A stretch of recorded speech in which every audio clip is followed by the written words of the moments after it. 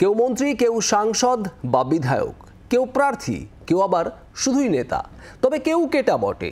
কিন্তু ভাই ফোঁটায় ওরা শুধুই ভাই।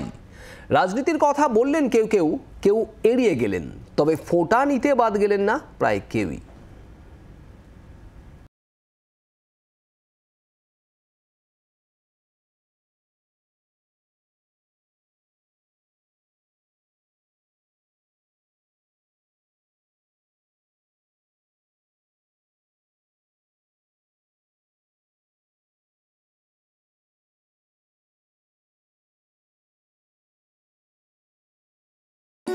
খুব ছোট ছিলাম, বোনরা এসে তখনও আমাদের ভাইফোঁটা দিত এবং সেইটার সময় পায়েসের লোভে আমি ভাইফোঁটায় বসতাম, যেহেতু খুব খেতে ভালোবাসতাম। এখন আমার বোনেরা এসে আমাকে এখানে ভাইফোঁটা দিয়ে যাচ্ছেন, খুব ভাল লাগে। প্রত্যেক বছর এই দিনটার জন্য আমি অপেক্ষা করি, তার কারণ ভাই বোনের সম্পর্ক থেকে পবিত্র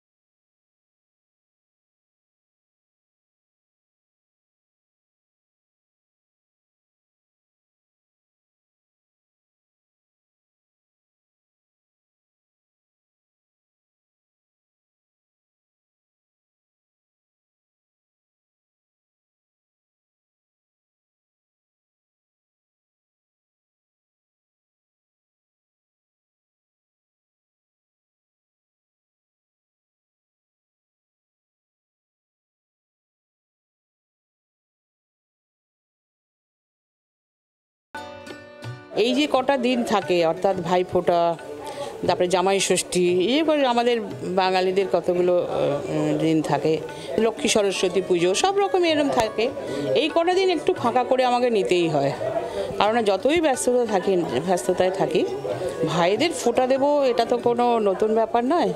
আমার মনে হয় পারস্পরিক সম্পর্কটা বজায় থাকে ছোট ছোট এই ঘটনার মধ্য দিয়েই। ব্যস্ততা তো থাকেই, সে থাকবেও, যেমন ধরো আজকেও অনেক কাজ আছে, কিন্তু এই সময় দুপুরের এই সময়টা বার করে নেওয়া, ভাইদের ফোঁটা দিয়ে ভাই ফোঁটা দেন, এটা অনেক আগের থেকেই তো আমরা ঠিক করেই রাখি। আর সুতরাং আমাদের কোনো অসুবিধা হয় না। সুতরাং আমার মনে হয় সবার বাড়িতেই এটা হয়। এটা নতুন যে আমার বাড়িতে একা হচ্ছে তা তো নয়, সব বাড়িতেই হয়। এবং সম্পর্কটা যত মধুর হয়, যত সুন্দর হয়, এই ছোট ছোট রিচুয়ালসের মধ্য দিয়েই কিন্তু বাঙালি তার সম্পর্ককে জিইয়ে রাখে, সুন্দর রাখে।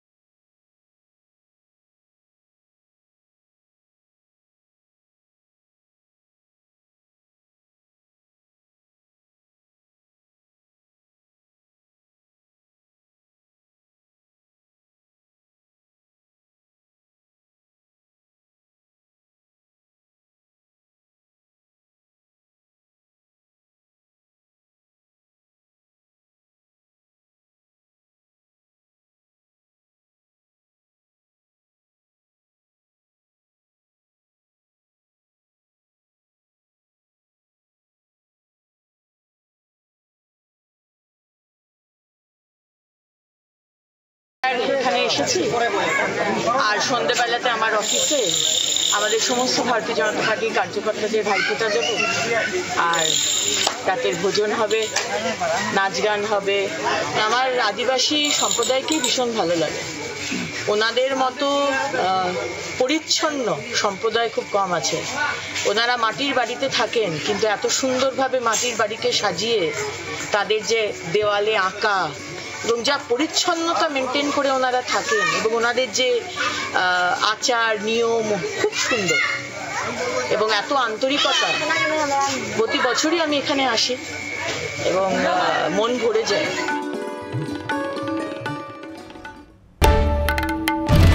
বাংলার আওয়াজ, বাঙালির আবেগ, জি 24 ঘন্টা।